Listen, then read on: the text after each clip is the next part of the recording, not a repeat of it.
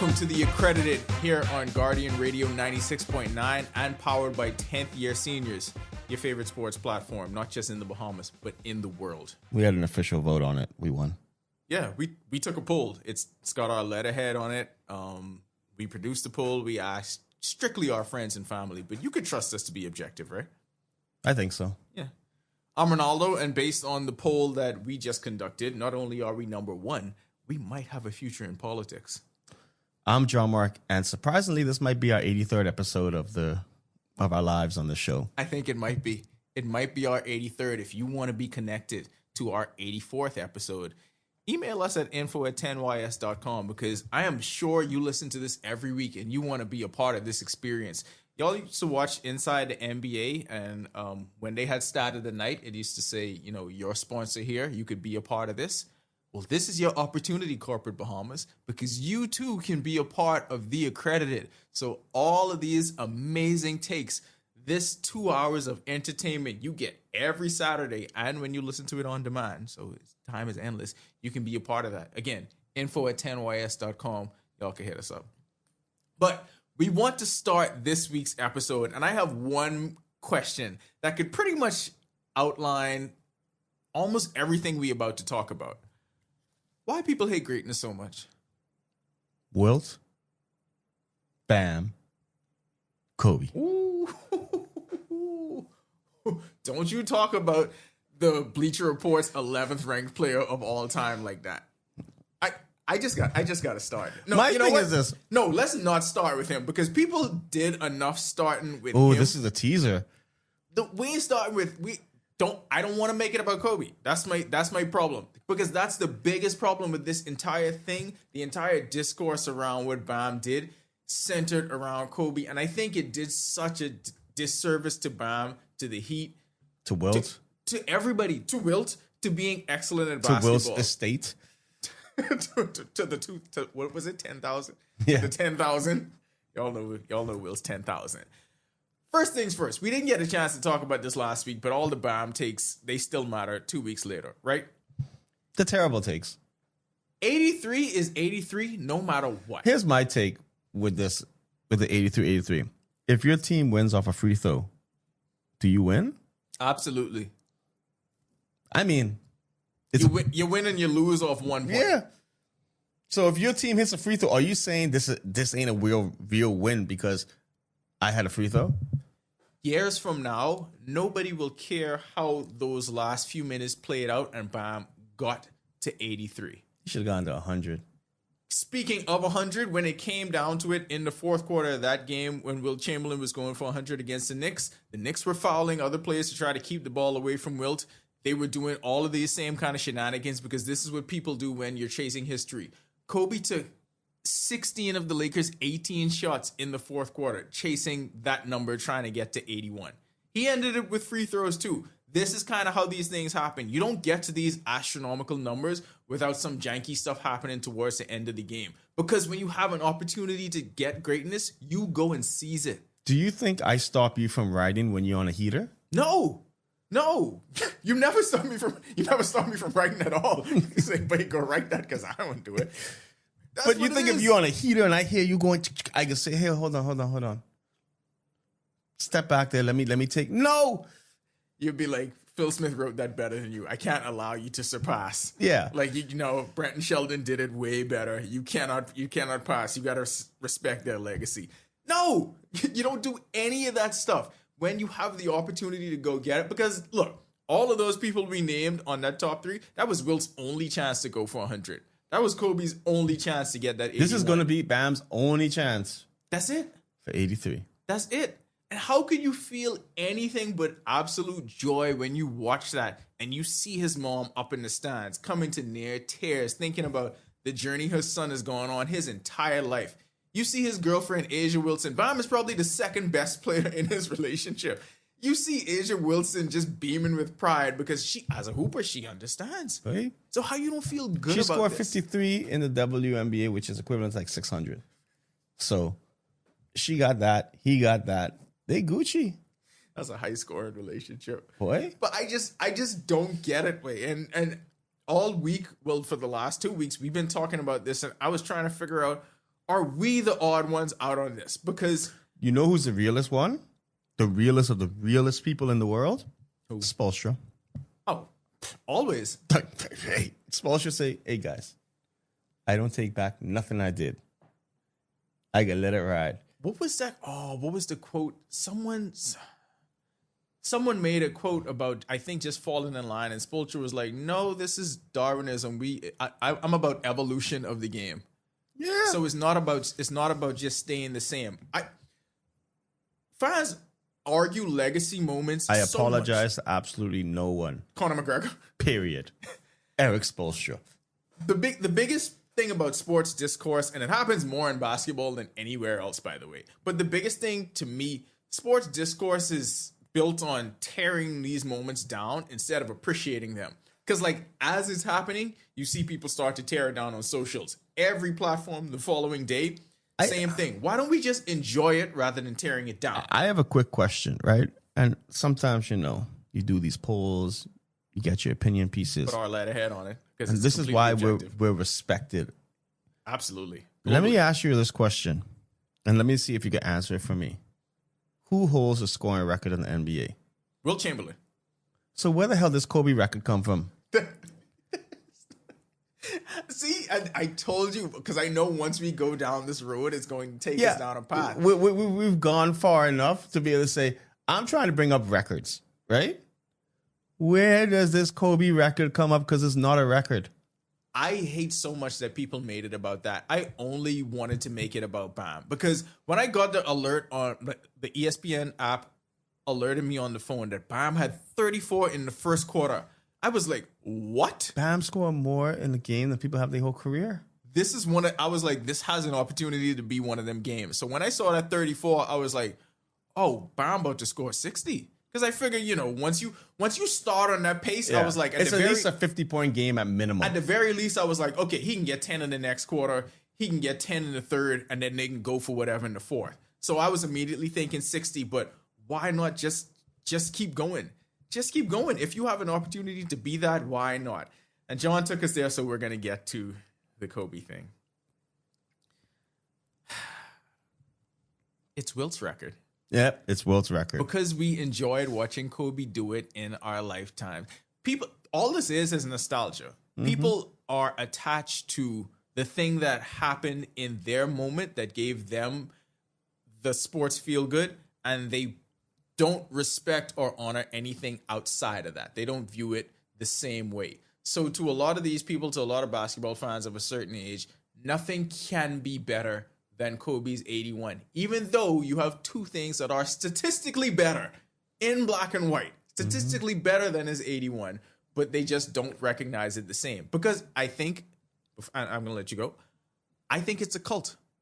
I think the Kobe Bryant thing is an actual cult. Of course. No, people always bring up David Robinson's 70, right? Mm-hmm. And they were like, he had to score as many points as he can to get the scoring title that year, right? We're XYZ, how many years from that? We just know he scored 70. We don't know how it ended. We don't know what happened. I just remember him really getting that. I remember him going and scoring 71 and thinking, that's crazy. Do you know? And so, okay, I don't know how the scoring thing went. So did Kobe break David Robinson's record, or was it Booker who broke David Robinson's record? Like, what is the order of records being broken? Because if your boy had 70 and someone scored 71, why weren't they saying they broke David Robinson's record? You know the crazy thing about it? Michael Jordan's never scored 70 points in a game. Career high is 69. LeBron's career high is 62. No, it's 69. LeBron's career high is 61, I think. I will say this. Shout out to the internet, because the internet was great with all these things where it's Mark Phillips is his name. And yeah. And because he's the one who said, Wilt, Bam, Kobe. And then in the middle of it, Jason Tatum shows up. He's like, Jason Tatum, what are you doing here? And I mean, that was hilarious. And then there was another guy. He's a he's a white guy. And he goes and he's like, Adam Silver, we just had someone score 83. It's about time LeBron did it. And he's like, it's not LeBron. that is actually perfect because I feel like so much of the reaction was because it was Bam. I think it was almost to the point where people felt like Bam Adebayo was not worthy of surpassing Kobe Bryant, or that he didn't belong in the conversation in that top three with Wilt and Kobe. I think that's what so much of it was, because he's not seen as this tremendous bucket getter, because he's not a shooter or that kind of thing. But he was cooking that game. He was, and that is why I think people started to try to tear it down so much immediately, talking about the Wizards defense and, oh, this would never happen in the 2000s. We made Kobe this measuring stick that people weaponize, and I call it a cult because sometimes it feels like they treat him like a deity or some kind of religious figure instead of a basketball player. This dude made 7 3-pointers.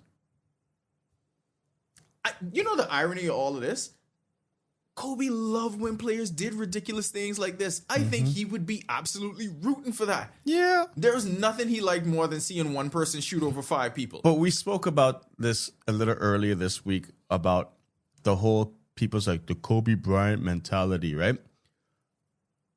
How he ran through Paul Gasol in the Olympics in that game. And we brought up the World Baseball Classic. Which we're gonna get to a lot of that later too. So it's just like, yeah, Kobe had a different mindset. But also, let's remember, and even with the LeBrons, the Kobes, I don't know about the Jordans. Because Jordan to me is the one where he's like, yeah, he's the greatest. I can stay on this peak. Mm-hmm. But it's like, yeah, people want to see things broken and they want to see things get better. Like the same way Spoelstra says, he wants to see things improve. He wants to see, like records are made to be broken. Granted, Kobe didn't have the record, but 83 points by a forward, but center. I mean, you know the funny. You know what school he went to? Come on, John. Even when I around this discourse, it was a lot of people saying, "Oh, coming out of school, Bam was just supposed to be a rim running this and that," and I'm like, y'all never watch him play in college because that was never Bam Adebayo's game. No, like not a single moment. So whatever y'all are assuming that he was never that at any point. But basketball fans in general kind of struggle with new greatness because whenever something new and great comes along, this is the kind of thing we do with it, and it's almost as if you have to beat that into submission.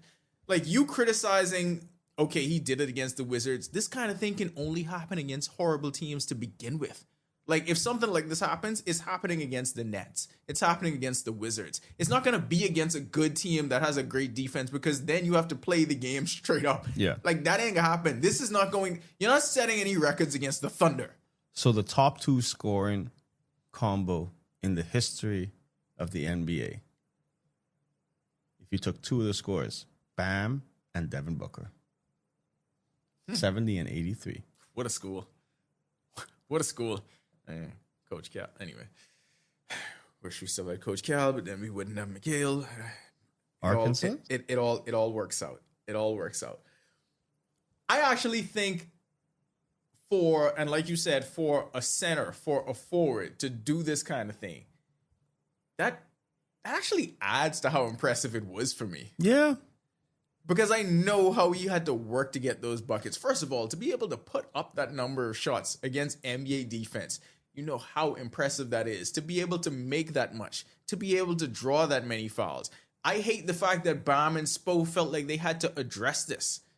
Because why? You should just be celebrating it. You shouldn't be placing it against the 2000s or placing it against a different era and talk about what wouldn't have happened. And I was so disappointed inside the NBA that they even went into that whole, okay, this wouldn't happen in our era because we would do this, and that to him. It happened with Wilt. Like, that was before their era. David Robinson scored 71 in their era. Every era's had it. Every single era's had it. Jordan's had the 69 in their era. Like everybody does it. Everyone has it. I don't understand. And when you look at the list of players that have scored in single game seasons more than this era thing just annoys me to pieces. It does. It's just like cool.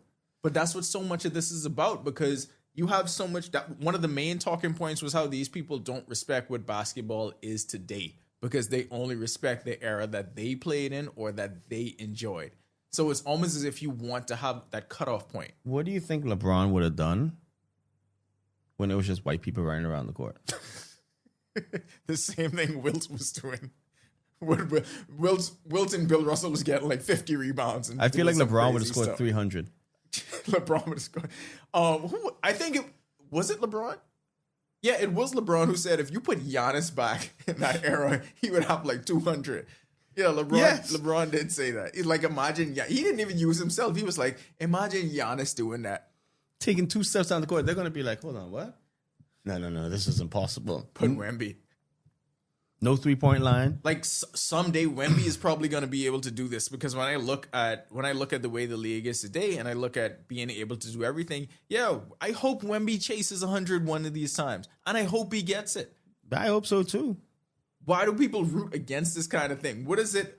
Seriously, what do we think it is about greatness that repels some people? I don't know. Like, the thing that just annoys me is the thing that did annoy me the most was Kobe record. When people start saying Kobe record. You think these people actually like basketball or they No. just like complaining about basketball? They like to think it's a hot take. Because like watching every platform, and you know how the 24-hour news cycle is, right? And we're going to get to this when we talk about DeAndre Ayton, but it's like everyone has to chime in on whatever the hot topic is of the day, and everyone has to try be more outrageous than the last person because it's all about attention economy, clicks, likes, and shares. Yep. So once it became about talking about Bam, it was like, I have to hate on this even more than the last person or discredit it even more than the last person. So everyone just did it. I think Bam should change his number to 83. This is why you should be a business manager. Like, 13's cool and all. 13's Marino's number in Miami, wherever for the rest of history. Yeah. But 83 is yours. 83 is yours. I hope they file the paperwork immediately following that game. 83. They got to get started on that. And you only need to change one digit. Just change the 1 to 8. And That's you're it. good. That would make for a great commercial. You have the Bam jersey up with the 13. Flicker to and the then 8. you have a flicker and turn into 8. New number. Who's this? Yeah. And then he should just put Bam on the back of his jersey. Because that's what he should go by. I Yeah. mean, nobody should call him Idris anymore. Now that this 83 happened, how many people do you think are going to try to chase this now to go into the 80s? I think people always did it. And No, but I mean like now more where it'd be like, oh, no. because they see the attention that comes from it. So many things have to go right. So realistically, how long until Jason Tatum tries to do it? that's what you wanted to get to. That's what I'm it trying ain't to be get this to. season because he ain't 100% yet. No. He's still recovering from that Achilles thing. I did not know he was going to come back. Because Jason Tatum's the type of person to be like, I got had to to get score. it back for Kobe. Yes, I had to score 85 for Kobe. But I added 2 more for Gigi, you know, like. But wouldn't that ruin their argument? Because their argument was that out of respect By for then, Kobe, it would you be should a whole- stop at 81. By then it'd be a whole year. You know how ridiculous that sounded for people saying, out of respect for Kobe's record, you should just stop scoring. Out of 81 respect for that. Kobe's 81, not record, 81. Yeah, they even got me saying it. And then the whole thing about the Wizards defense and they were playing in 1-on-1. Please go back and He look was cooking. It was triple teaming But him. go back and look at the Raptors Lakers game and see how they defended Kobe. That actually became a running joke because the Raptors never doubled. Google's got it. They changed, but Kobe holds NBA records 4 All-Star Game MVP awards, tied 11 NBA First All Team. You think like he was stopping? Well, this one says most notably NBA record, second highest single game scored. This was what AI said, and it's like AI, you're wrong, and it's not a record. Like AI is actually be wrong about a lot. Oh yeah, for sure. Well, listen, if you're a basketball fan, it was a great moment just for sports in general. You don't even have to be an NBA fan. You can just enjoy it for what it is. But let's just celebrate this stuff rather than trying to tear it down immediately, man. Can we just enjoy things as sports fans? You know what the best thing was? Like I said, the memes coming out. Some of my favorite memes too were the time I bet the under on Bam. Yeah. And it's like that was the last one on a bunch of people's stuff. Oh, I'm betting the under on points. And it's like, It was done in the first quarter. If you Done. did that, done in the first quarter, then 6 minutes, what? killed your parlay in the first quarter. And then, oh yeah, the people. Well, he only scored 20 points in the next game. Y'all thought he was gonna average 83 for the rest of the season? It's like, dog. It's like, dog. What do you expect? I can't wait until the next player does it. I hope it continues to happen. I want VJ. the game to continue to Ooh, evolve. VJ got to score 102. He better do it before Tyrese Maxey comes back. Speaking of appreciating performances, World Baseball Classic gave us a whole lot of performances to appreciate. None bigger, I think, than Venezuela capturing the title. Big disappointment on my side. I wanted it to be Dominican Republic versus Venezuela. I feel like we were all rooting for that, right? So That umpire must have had a hot date because he was just like, I got a Latina coming over or something, and he was like, well, you would want her to be happy. You should have been calling on the other side then. I don't know. All I know is this. Your boy go, and I say, what? On that pitch? And it's not like Mason Miller needs to help. Mason Miller comes out of the bullpen throwing harder than anyone we've ever seen throw But look before. at his reaction. His reaction was, oh, that ain't a strike. And then when he did, he said, oh, okay, let me put my hands up. Everyone's reaction was like that.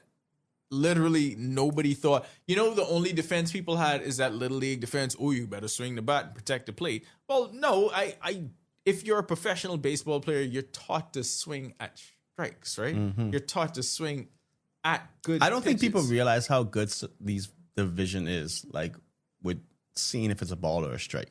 But that became the talking point. But it would have meant nothing if the USA didn't go on and have this game against Venezuela. Venezuela had to finish the job. And I mean, obviously, we understand the tension that exists between the USA and Venezuela. This game had nothing to do with that. Take it for what it is. It's baseball. It's baseball. Baseball.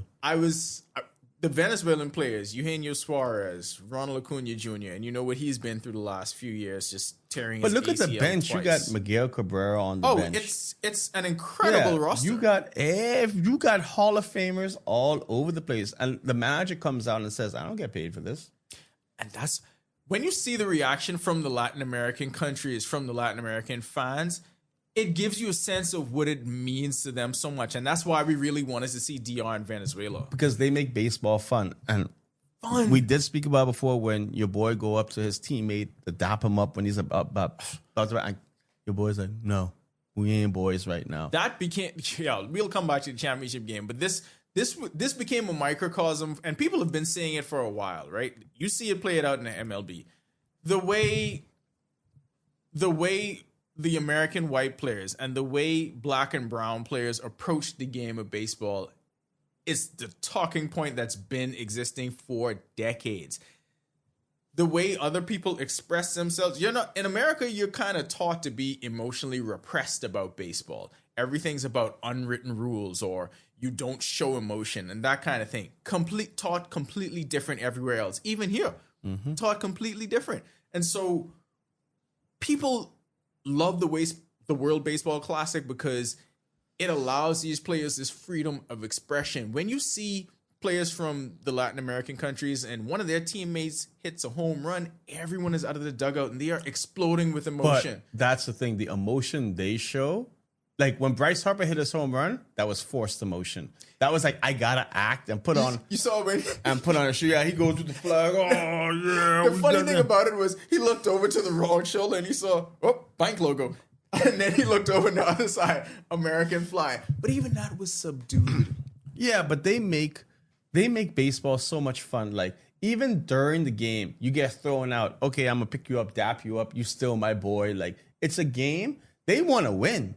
But they're going to win their way, and it's just going to be fun. That's why when people say, when you go to a game in the Dominican Republic, it's a party. Yes. Like, it's not just a baseball, it's a party. And that's the thing where I see with, like, cricket in Trinidad and Tobago and stuff like that. You go into a party. Only in America, you go to these events, and you just sit down like, nice. Why do they want you to treat baseball like golf? You know how much fun the Clevelander is during the Marlins game? Oh, because then people ain't watching baseball. No! Atmosphere. What? I remember when you went. On the trip. I saw Jazz. I strike out. All right, cool. Woo! We're back in the club. Good time. Good time. But that is what it should be. Like, this game doesn't have to be boring. This game doesn't have to be a tough for you to get through. It can literally be that all the time if you allow people to be themselves. If you allow them to to culturally express themselves. And the only reason they're able to do this in the WBC is because they're around other people they feel comfortable doing it around. And this is the difference, I think, with Great Britain this year compared to the year before. Like, I feel Deshaun and Chavez was the swag. They definitely set the tone on the team, right? And this year, Jazz tried to do some stuff. It just wasn't the same. Like, but you got to have a group of people that's going to be like, ready to do it. Even within that, and you could tell. So it wasn't as strong as it was because remember Deshaun and they hit the teacup celebration that went viral. May not have been as strong, but the identity of Great Britain is pretty much whatever the Bahamians bring to the table. Mm-hmm. And think about it. Why? Because they play the game a different way. They carry themselves a different way. They express themselves a different way as they're playing. And then it eventually just becomes infectious. If we had our own team, it would look like DR and Venezuela and all of that same kind of thing, you know? So, okay, one thing that I won't forget. So when we beat Argentina in Argentina and we are celebrating in the locker room, right? The basketball team. The basketball team, yeah. We're celebrating. A lot of the comments, especially from like Dominican Republic, Puerto Rico, they just like us. They just like us. Yeah. That's what they said. They said they just like us. Like there ain't no difference. They just speak English, but they ain't no difference because they carrying on and acting the same way we would. You know, when we saw it, now that you say that, think about the first Caribbean Baseball Cup. And remember when Jazz was in the dugout and he was helping the coach and stuff like that. I remember when they had a huge play. It was like maybe a game winning or a late inning run or whatever that scored. And everybody came rushing out the dugout and celebrating. And I was like, that's what it would look like all the time. Mm-hmm. They would get to be themselves. Oh, did you see the bat flip that the Venezuelan guy did? Like they were great the whole tournament. Like he took his two hands. I know this is an audio medium. Yeah. So let's pretend you have a bar in your hand, right? And your chest height. And you know the song, Lift the Weight.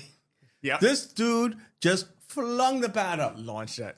That thing must have gone up 35 feet. I think it hit someone coming down. But the guy did not care. He was like, just pumping their chest and they going. And it's like, bro, when they hit home runs, they hit home runs. It's infectious. And the way they did everything, like think of that play Julio Rodriguez had in center field to rob Aaron Judge. The way they celebrated that, it becomes infectious. The only thing the Latinos have downplayed the celebration, pitcher on a mound. Pitcher on a mound for them. Well, Diaz. Yeah. And see, they learn. They just learned to do it in a different way because the Venezuelan closer was literally crying during that last at bat. Yeah. Like it was an overwhelming level of emotion. And Wendy, you cannot get that level of caring. I don't care if his contract is $60 million playing for whoever, the Mariners. You cannot get that out of having them play for random laundry with a city on front that they don't have the same connection as to where they're from. That's like basketball. It's the whole thing is when DeAndre, Buddy win with Bahamas, Eric wins with. You don't think they feel like amazing? They feel just as more amazing than what like they get paid so much money to play ball, but then they get to play ball. Like I almost feel like they go back to the days where they ain't getting paid from the federation. That's what it is. But they playing for pride and they playing for more than just, I'm making $30 million this year. I'm making $10 million. And that's what Suarez was saying. That's what Ronald Acuna was saying. He was like, I have done so much in this game of baseball. I have reached the highest heights in this game. There is nothing like doing that. But let's be real. So most people who play a sport, right? I mean, times have changed now with NIL. But let's just say like the Acuñas and all of them. They started playing 16. They were professional. Yeah, they turned pro 16. So pretty much for the first, they don't get paid for a very long time. Then they get paid for a period, and then they don't get paid anymore. It's like they played this sport for free for the love of the sport. For most of their life, yeah. And even like, they're professional getting paid, but if they ain't a big name, they're getting like $200 a week, like, or they're just at an academy, like we could feed you and we could house you, and then you could just be a body. But yeah, they been playing for the love of the sport, and this is where, like I said, the WBC has got to stay in Miami. Yeah. Oh, absolutely. You always got to hope that's a Latin team in Miami. Like I'm telling you, if you had a Puerto Rico, Venezuela, Dominican Republic, One of these Puerto years, I Rico, think like, they just got to break the bike and let all of them go. When they do that, they might have to just say, we need to get a bigger stadium. But that's why they always they always want the semifinals and the finals to go there, because they depend on those teams to make it there for Imagine it to really Cuba be make popping. It'll be amazing. I want to go back to something you talked about it briefly. We didn't get a chance to get deep into it, but one of the things that actually showed this difference between the different approaches to the game culturally, and Cal Raleigh made himself the poster child for this, so I feel sorry for him at all. Idiot.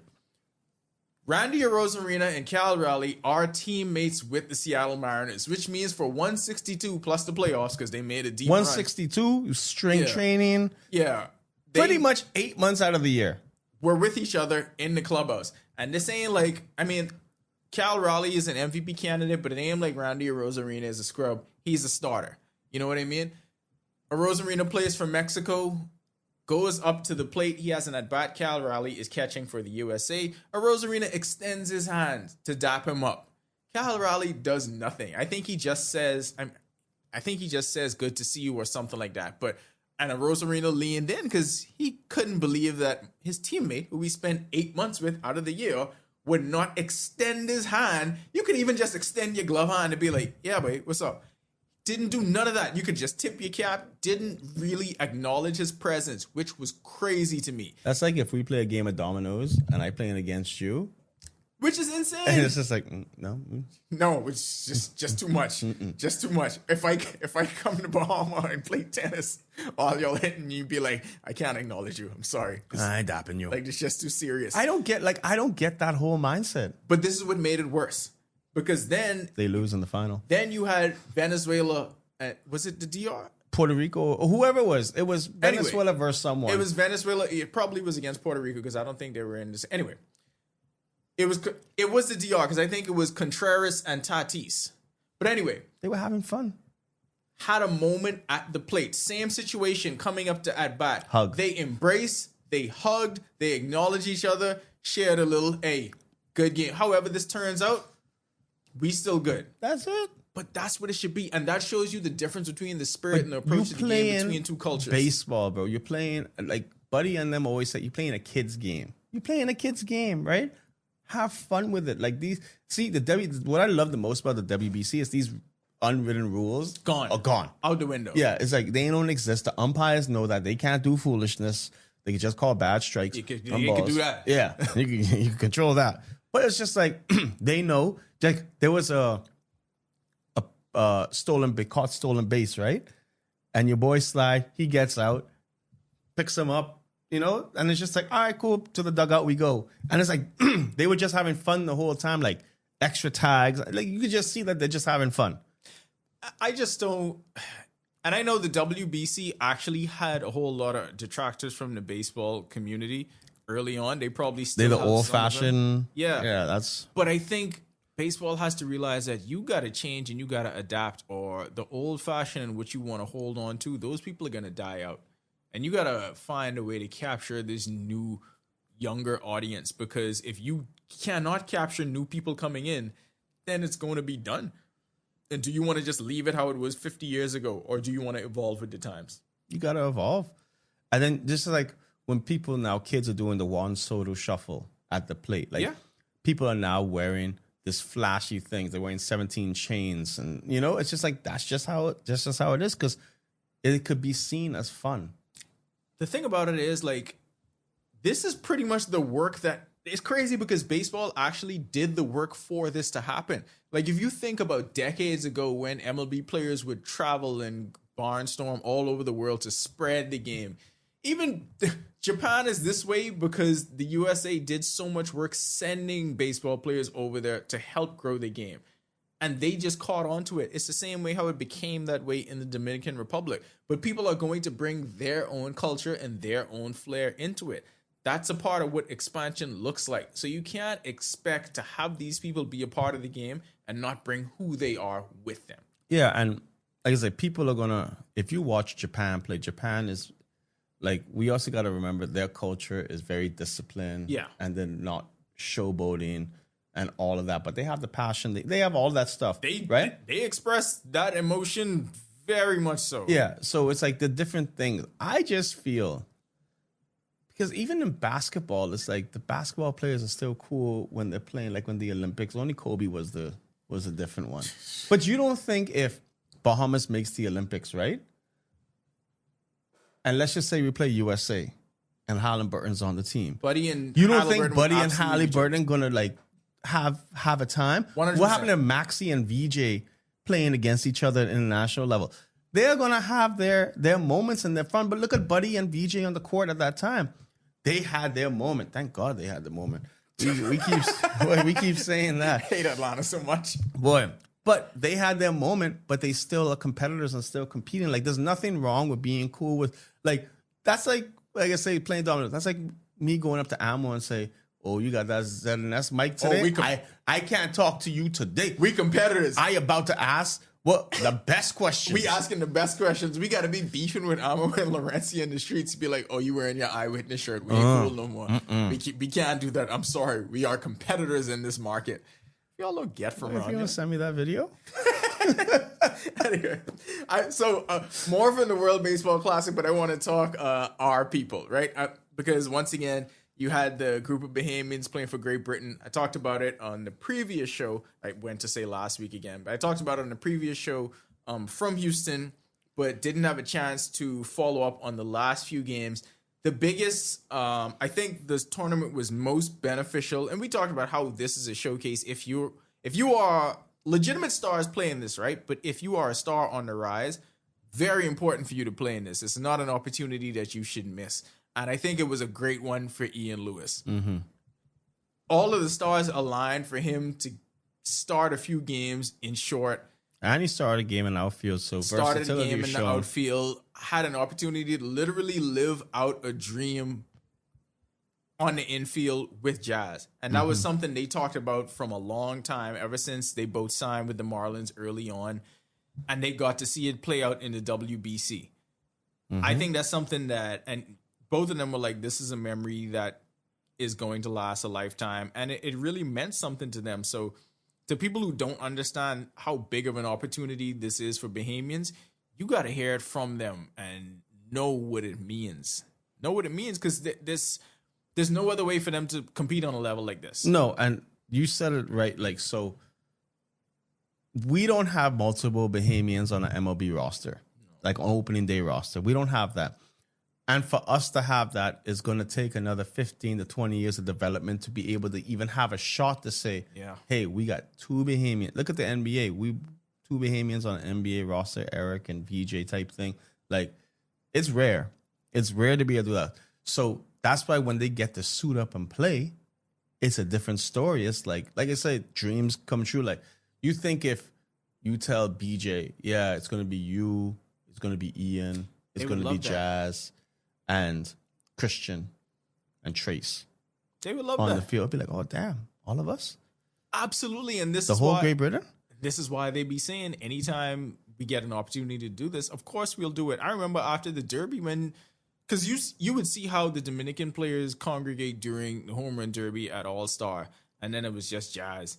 And, him saying, it would be so great if that was us. Like, if we could get to do that. And this is the closest they get to it. But there were so many great stories around it. Ian Lewis making a star turn. I think it is big for the continuation of Christian Robinson getting back to where he needs to be, or inching closer to where he should be. Him getting to play at that level in the WBC. Talking to Chavez Fernando when I was there, and he summed it up perfectly, because he was like, do you know how surreal it is to be able to face that murderous row of hitters that he got? Nah, she's a little rough. But still, just to be able to... It's a little rough with a lot of people. Yeah, for anyone it would be. But I mean, like, think about you getting to the top of your craft and you go against Kyle Schwarber and Aaron Judge, and you facing these people back to back to back. In what other world are you going to get to do that? You get to pretty much face MLB All-Stars. That's why the World Baseball Classic is so important. And that's why, they got to play for Team Great Britain, because why wouldn't they? Because we don't have a Team Bahamas. Like, that's just the real. And let's be real. Before people start saying, we do have a Team Bahamas. Yes, we do, but we don't have it at that level. And That's like asking, for example, AmeriCup comes, right? AmeriCup doesn't mean anything really. Why are you trying to get VJ, Buddy, DA to go play in that when there's really nothing to come out of it? There's no Olympic qualifying spot. There's nothing that comes out of it.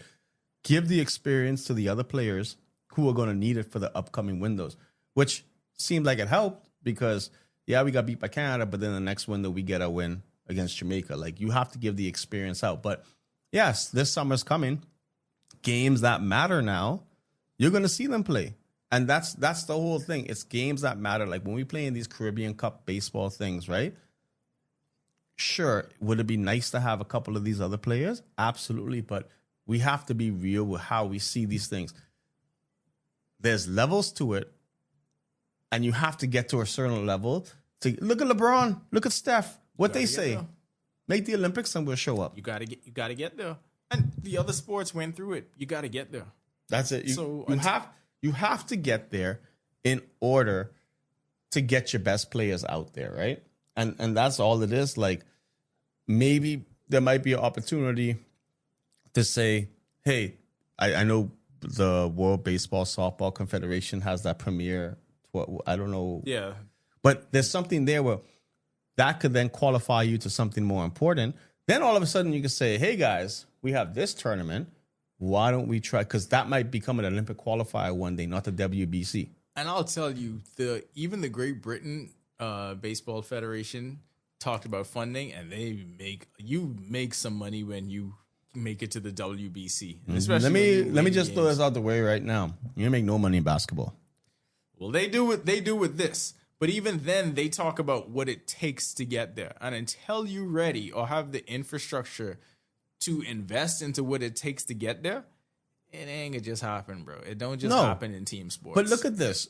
So Team Great Britain figured out a way to say baseball isn't the strongest sport in the country, right? How can we advance ourselves in this thing? Oh, there's these loopholes now. Commonwealth countries, people who were born pre-independence qualify with their kids, XYZ. They had that youth movement coming up with Jazz then when they were playing in the Bronx and those things. Like, they literally found ways to be able to build a remember, this isn't just one day to another. This is 16 years of them figuring out a way how to get to the highest level and staying at the highest level. And they realized we could tap into a Caribbean market. We could tap into these guys that have any sort of ties to the country and go from there. Yeah, I look, we all want it to happen as much as everybody Maybe in the else. next 10 years we have a bunch of Cuban kids that are Bahamian descent. Who knows? I mean, Venezuelan baseball is pretty strong. Things may not be looking the greatest. Between them and Cuba. And between them and Cuba, you know. But I mean, there's a lot going on with the passport office right now. So, what? But you don't need a passport with WBC. You just got to be a resident. We just need them here. Yeah, you got to be a resident. We need the passport for them to be here, John. No, but they get permanent residency. And that's a lot. I mean, that's a lot. You ain't giving a passport out. You could take the permanent residency away whenever you want. You can't do that. I mean, let's just figure out ways around this, guys. Because let's face it, we don't have the infrastructure. We just don't have it. We don't have the local infrastructure in baseball to get there for us to have the full complement and the full staff that we need. One thing we do need is definitely money. But realistically, even if it isn't a professional league, you need a league. You need a league. You need a league because at the end of the day, what people don't realize, like with our pitching, for example, our pitching isn't that great, but it could be better. How is it better? You get repetition. Don't matter who you pitch into. You get repetition of in games. In games, you got to hit a spot because what you're doing in pitching is you're trying to hit your spot, right? Yeah, some batters are going to come, hit home runs, whatever it is. That's just the game of baseball, but you need the repetition. Just like we had players here who played night league and basketball able to play national team because they've been getting games. Yeah, they were at least getting some level of game competition. shape. So when do you actually get that here? I mean, they just recently brought back senior league baseball for one season. Yeah. How many teams they had? 4, I think. I mean, that's fine. Yeah. We could go play. I ain't playing. I cover it. Let Kaizen them playing that. I'll play third base. Yeah, you could play third base. That's how dead they are? You can go play on the hard corner. I don't know if you could play it well. Can I be mean, DH? I haven't seen your lateral I could be movement. DH. You could DH. You could I could DH. DH. You could play first. I hate first base. Well, I mean, I could play outfield. I see a lateral movement. Yeah. Oh no, you be playing tennis. You got a lateral movement. Yeah. Yeah, you could play outfield. I feel like you don't really want to play defense though. I feel like you want to be David Ortiz. Yeah. I feel like you just want to be Big Papi. Yeah. You ain't trying to do all of that other stuff. Just come there, hit some dingers, and then that's it. Second base? You can. Plenty moving, boy. I feel like outfield. What's the easiest outfield? Right. That'd be right field. Wasn't Trace right? Shout out to Trace. Yeah. We didn't mention Trace in this at all. Yes. My bad. Another thing the WBC does, it gave someone like Trace Thompson, well, twice now, the opportunity to find a way to represent his heritage because there was no other way that he would be able to do that. And in his first time in the WBC, he wore 43, and people didn't know why until we went and asked him about it. Investigative journalism. Don't start that, because if we start that and they think that's what we do, they could be expecting Boy. more investigations. We ain't investigating nothing. But he wore 43 because that was his dad's number. Didn't get to do it this time, but still, just him representing. He's representing his Bahamian heritage because that's how he plays for Team Great Britain. And he had one of the most viral moments of that opening round in pool play when he robbed that home run, because that was going everywhere. Trace Thompson robs Will Smith of game time home run. He was balling. He always does against Team USA because he hit the homer in 2023. Remember, Great Britain was beaten. A third of his body was over the wall. It was such an incredible catch. And the thing that people, that the stadium literally went, they didn't just cheer. They kind of went, ooh, when he hit the wall, because he hit it with such force that you didn't expect him to hang on to it. And then he sat up and held up the ball. It was an incredible moment just watching him do that. So we spoke about this before, and we always have to bring it up. The Thompson family is the greatest athletic Bahamian family of all time. Yeah. Yeah, I don't. It's no way you could beat You that. can't dispute it because of sheer numbers not just and diversity yeah. across different sports. Not just numbers. So the mother was a volleyball player, Yeah. right? So she was an athlete. Dad, NBA. They have 4 NBA championships? Clay, NBA. No, Clay's won 4 himself. They have 6. Yeah. Mikey played in the NBA. And Trace has been a Major League Baseball player. So it's like, well. But Mikey, you have NBA, you have national team contribution, yeah. national team coach. Trace has G played in the MLB. League type championships. Like, no, they are legitimately the Mount Rushmore of Bahamian sports family. Like, okay, Bahamian. So if we had to make a Mount Rushmore, Ooh. yes, Okay. of Bahamian. By the way, check out my article on the Thompson Royal Bahamian Sports Family lineage in one of them Bahamas handbooks. I can't remember, but I do remember I wrote the article. I can't remember which year that ended up, but go look that up. So Mount Rushmore, right? Thompson's. What would be our equivalent of Mount Rushmore here? Como Hill in Cat Island. Or maybe like where they have them cliffs by Samila Butler Highway. Anyways, our Mount Rushmore, if you say, who are the best The families. families of athletes? Okay, Thompson's definitely got to be up Thompson's there. up there. You know who's on the way? Charlton's? Charlton's got to be there. Mm-hmm. Charlton's got to be there. Anthea got a lot of work that she about to do over these next few years. For sure. But they could be there. And then when you take into account on the legacy of what David Charlton did, on the legacy of Dad, Are the Colbys up there? you could hear him out. You could hear him out. I'm just saying. You know like, who's up there? The Murrays are up there in baseball. Mm-hmm. Because the Murrays are deep in baseball. The Rogers family is there in baseball because I feel like everyone with the last name Rogers played in minor league baseball at some point. Like, this is something where we just have to like look. You got to into do it. some really deep genealogy and research into this. I just figure out, because then you got to see. Do the Robinsons get there just based off Tommy Robinson and No. now Christian generations later?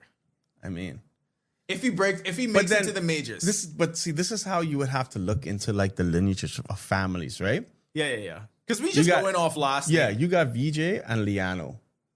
You know, Liano to me could be one of the You got to make the NBA. a great basketball player, right? The Joneses, Jonquil Jones and Kai Jones, and I mean, just thinking about. We know the Thompsons up there, like Yeah. we could just put the faces up there, Right. And I really do believe, like you say, the Charltons, they right there, Yeah. So that's I think to me that's two, right? Now, do we include Shawnee and our boy, The Millers, the Weevils? Because I'm just saying we can now consider him part of the family. He's a part of the family. You know what? He does. We're making this rules. He does get to be a part of it. Yes. He has to be included in their legacy. He has to. This is tough. And now they got churn. Boy, they could be so good. Boy, they could be so They could be so good. Now, listen, Look, I know what they're not going to be pressured to have to do it. But I'm just saying, with that gene pool, boy, that you get to select and they from. say that the mother gives off the athletic genes. Oh my God. Exactly. So let's just say 90% Shawnee, 10%. Wait, what? Them little Weebos could be incredible. The Weebos. The Weebos. That's just what they should be called. I mean, yes, I know they're different. They have first names. They're going to be amazing. But we should just call them the Weebos. No pressure. No pressure. John, whatever they choose to do.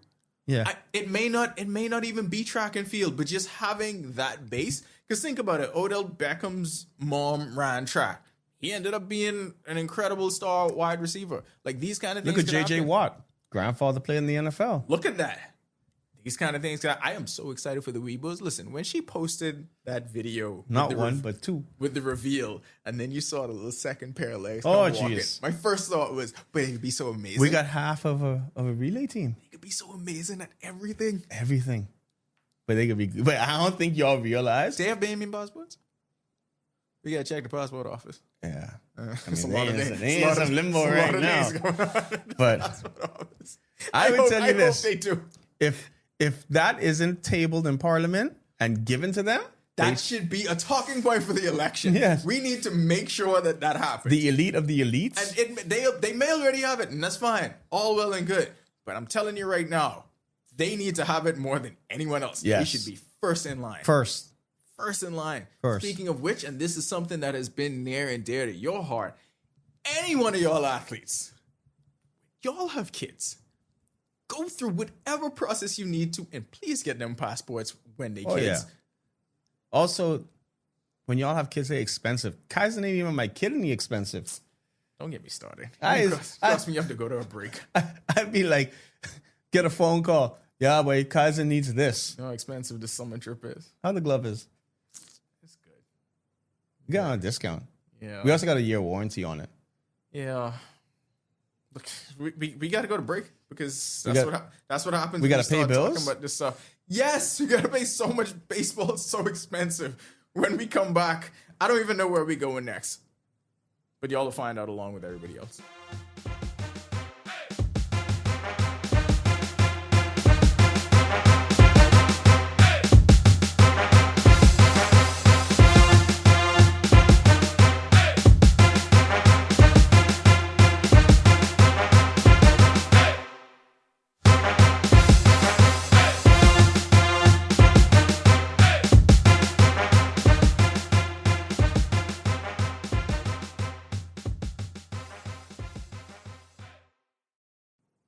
Welcome back to the Accredited, powered by 10th year seniors here on Guardian Radio 96.9. I'm Ronaldo, and I wasn't in any of the movies that won on Oscar night, but I feel like I can be. Like, I felt like I could have been an extra on Sinners or One Battle After Another.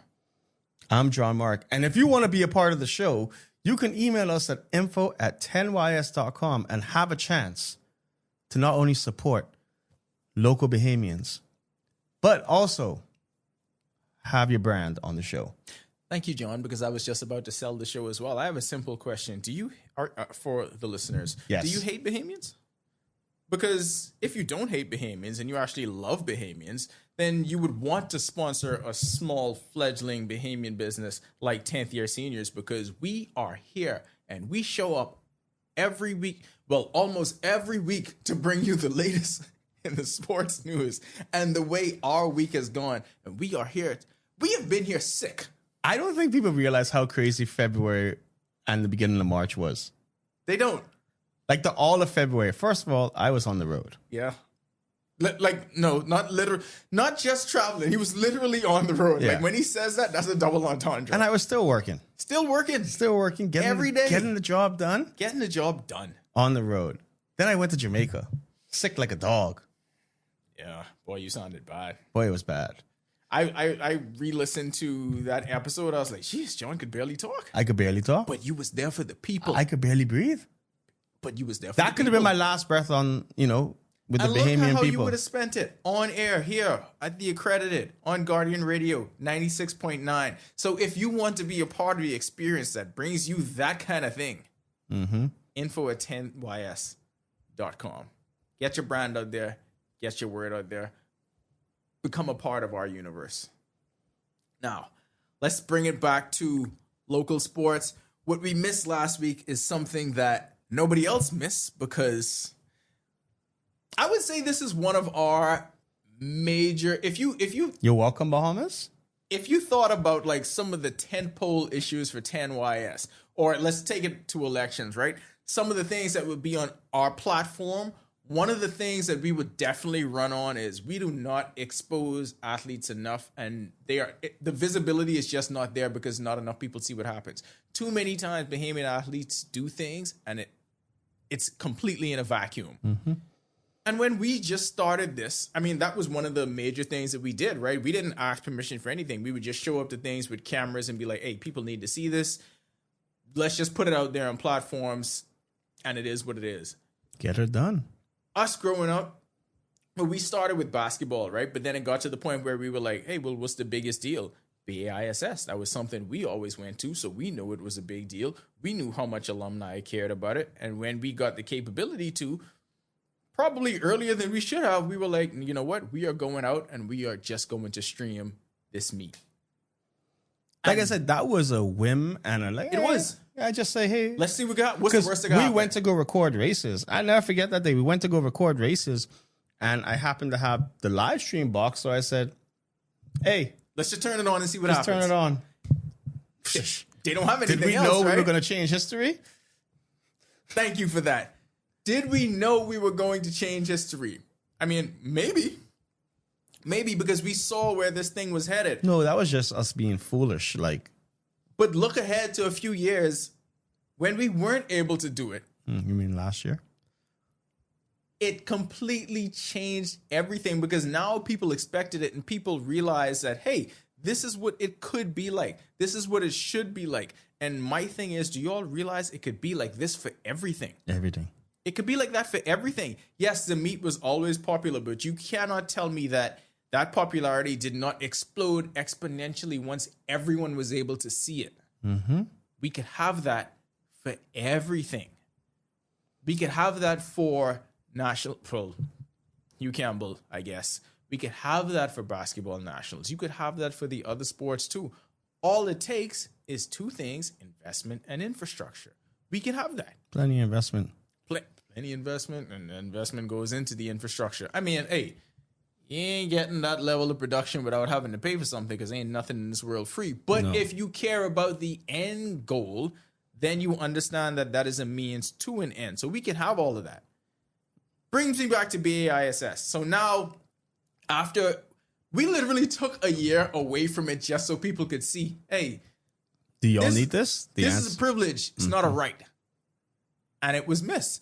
So it was back this year, and the partnership we have with Cable Bahamas, able to have it on channel 212 as well. And people were able to see it live streamed. And going back to what John said as we started the segment, I'll let him drop his line once again. Yeah, you're welcome. Also, this is just going to be the thing of next time you get mad at Cable, just remember they were a big part. Huge part. Of streaming the BAISS meet. I just throwing that out there, right? Huge part. So all you could say is, man, they charged me this $5 late fee. And then say, yeah, but thank you. Yeah. So, hey. That's all I'm saying. Like, you could be mad at things, but just know you were able to watch in the luxury. An incredible production, by the way. Yeah.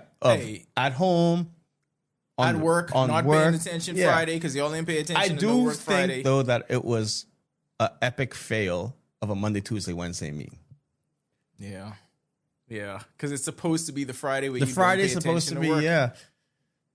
I don't know. Anyway, I Granted, don't know, but if I was SAC, I was having a parade on Village Road that Thursday morning from 6 a.m. to 9 a.m. and I'd block up that whole road. that's what you should do.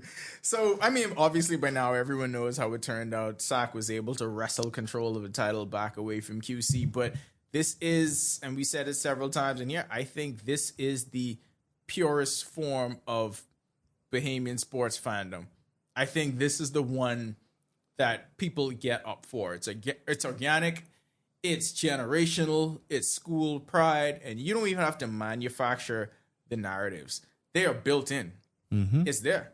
Like, as a Bahamian sports fan, right? And I'm just talking about local stuff, not anything where we're draped in the flag. So eliminate the basketball team, eliminate the Olympics, eliminate Carifta, eliminate all of them. Local sports. If you're a Bahamian sports fan, is BAISS pretty much the last place you see this level of real passion?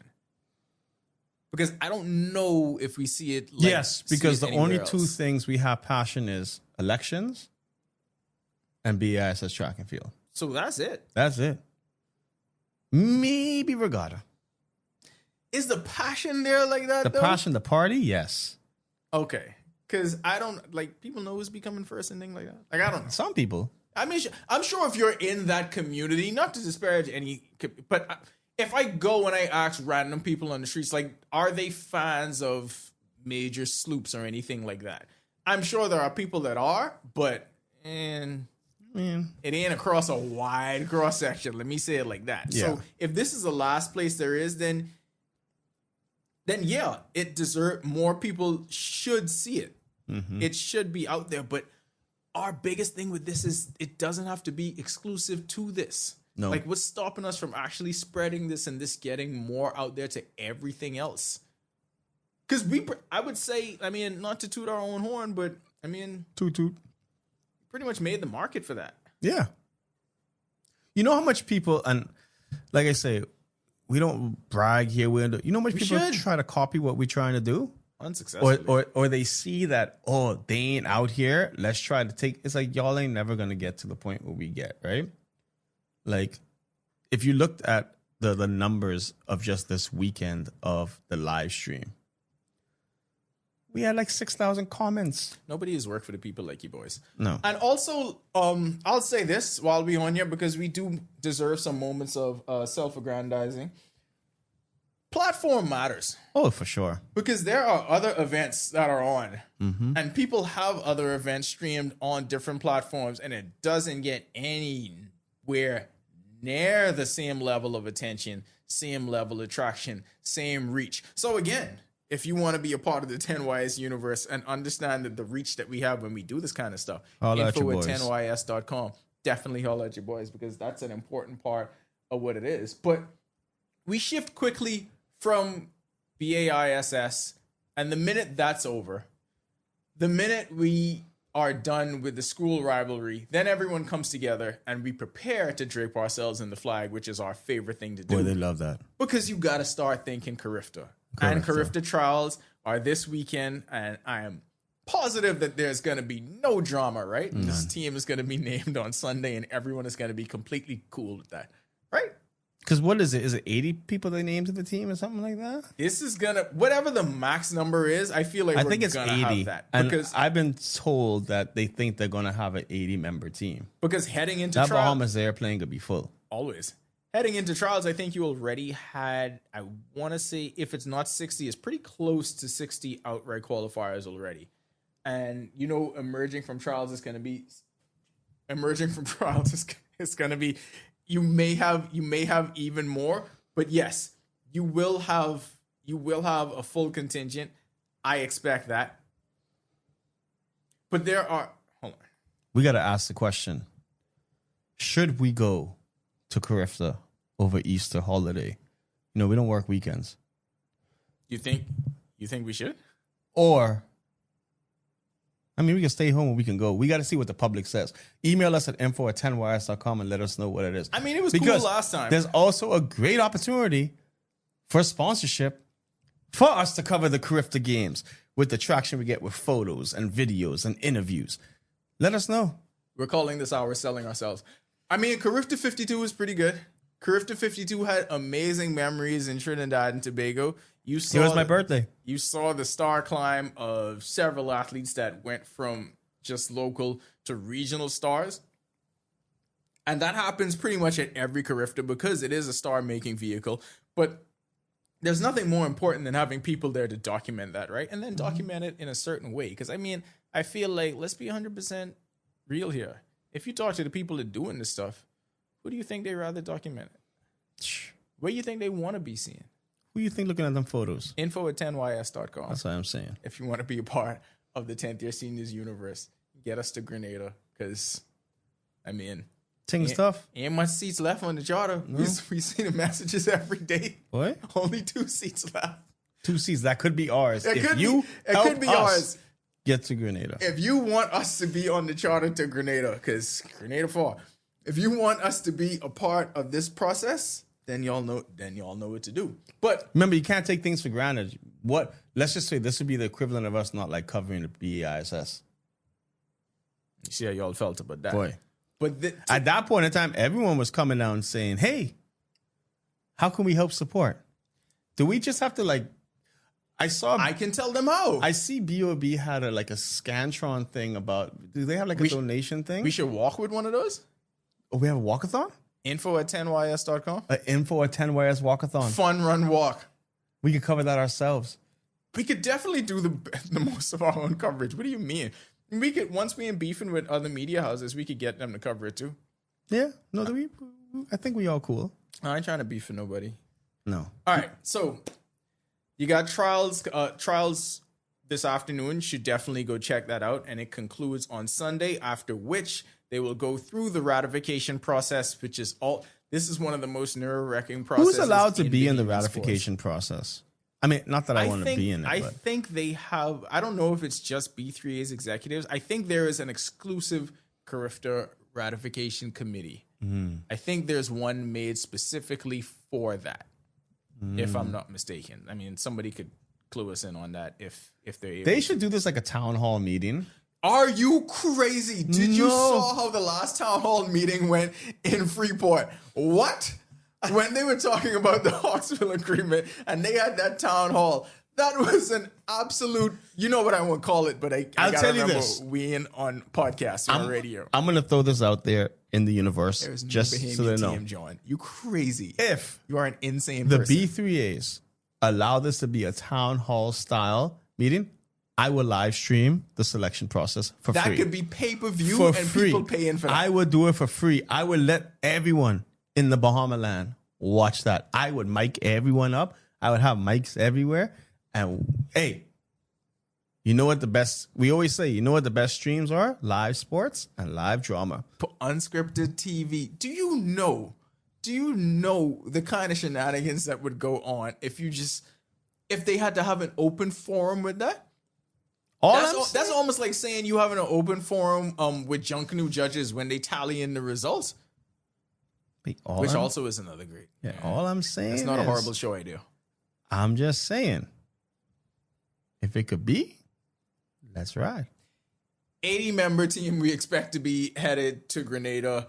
Are we holding firm onto our second best team in I'm gonna say this. We're the Kobe record of junior track and field in the region. We're 81. No.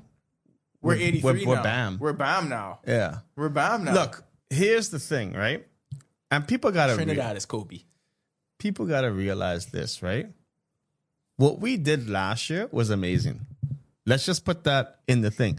Please don't expect the same or better, because it is very difficult. I don't think there's anything wrong with expecting better, though. There's nothing wrong expecting it, but Bahamian's entitled to it. Oh yes, the entitlement. The entitlement's got to go. So let's just say we go there and we don't win as many gold medals as we won when we were in Trinidad. Guess what, guys? This place called Jamaica. But Guess what? It doesn't happen. We've gone to Cariftas when we won like 3 gold medals. I hate when they do it with this because it's kids. Yeah. Like that's the thing that always gets me with that, when you have that burden of expectation on kids, because I mean, people just look at them and they just see the name on the jersey, but I mean, raising a teenager, you don't understand the pressure that these people go through to perform. And when you have an entire country leaning on that, that could be a lot. So they see and they hear all the public discourse when people post stuff, whether it's negative or not. So I always say, be easy and treat it differently when it comes to kids, whether they reach a standard that you think they should reach or not. Yeah, and like you say, it's kids. Even though Egan was robbed Austin Seeley Award winner. Absolutely. Now let's remember too, he's moving up a category. And has not had a full season to be prepared for he's this. Still dominant. I still think he's going to be one of the greatest. I think this last year was Egan's. I think this year is Jacario's. Yes. I was about to say Jacario is going to have his year. I feel like he's going to dominate.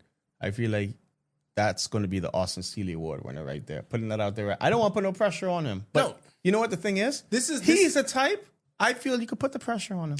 This is us being optimistic.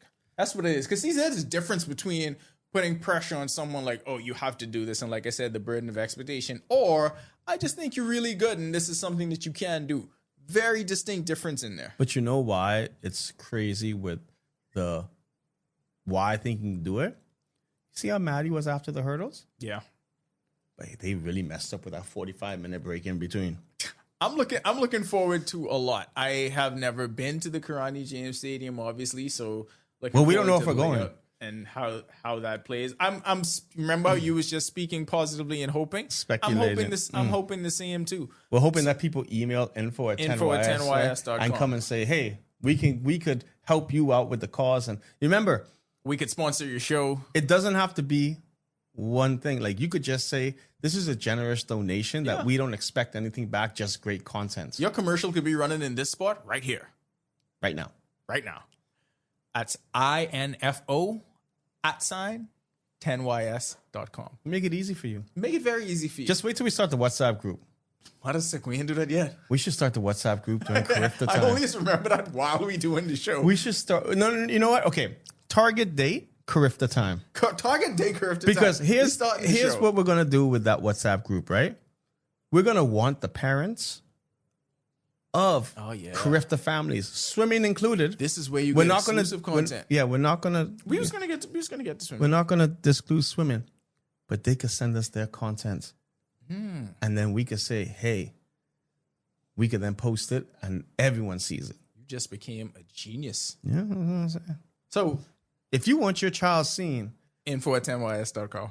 No, a WhatsApp group whenever we make it. Yeah, but just hit us up there first. That's the hub for everything. All questions, queries, and concerns, info@10ys.com. But what I was about what I was looking forward to at Carifta. The throwers. The throwers have become a staple in they've been winning the first field. gold medal at every Carifta. And now that has become a thing that we expect. So look for the throwers to continue to make strides and some unknowns that become knowns, because to me that's the biggest part of Carifta. Some unknown surprises. Now okay, so we're gonna go with Carifta track because that's what we dealt with last year and we've seen things. Who do you think is gonna have the biggest comeback this year? The biggest comeback.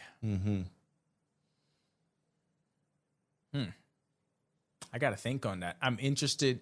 What I am interested in is first we got to see when the team's name. Yeah, but my opinion, Alexis Roberts is going to have the biggest comeback of Carifta. Health is important. Health and availability is important. But I feel like that this is a moment, and like I say, we got to remember we put in some big names out there. Not that it's the same thing, but remember Shawnee's first Olympics, she was hurt, she couldn't perform well. She came out the next one. Slam bam, give me my gold medal. The rest is history. I feel like there is so much riding on her to be in peak.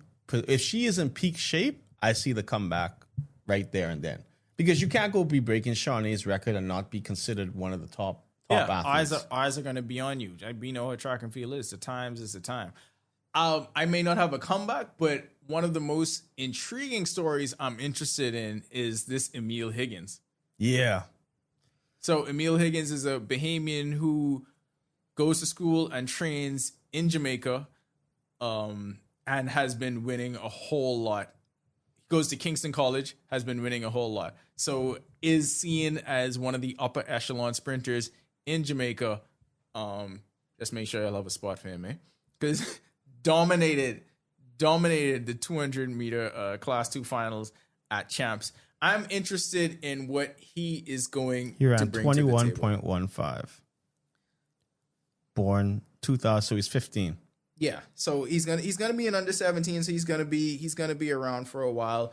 Interested in that just because I want to see how this plays out, having that somebody going to school training among who we know is the elite of the region, and how that bodes well on this competition. Oh yes, we were at Carifta 52 trackside, but there is history. Well, I feel like every year Carifta Aquatics. Shout out to Grenada. I mean, I'm just gonna say before we leave the track. Okay. Shout out to Grenada for naming their stadium after someone current who won a medal. A gold medal. You know, like let them get their flowers while they're here. The freshest memory in people's mind. Yeah. It just happens to be the greatest. I mean, we do have some of the greatest in this era right now. Yeah. Like it's pretty disappointing. We don't have anything named after current people. No. In any of the sports. We just had a highway.